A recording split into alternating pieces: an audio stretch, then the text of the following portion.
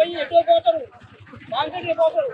అదేంటి మీరే కాబట్టి మీరు కూడా ఆలోచించాలి. ఏం చేస్తాం ఇచ్చేవాడు ఇక్కడ అనిపోయింది పిల్లలు వాళ్ళు కుటుంబాలు వాడికి ఏంటి ఎవరికి ఆశించారు.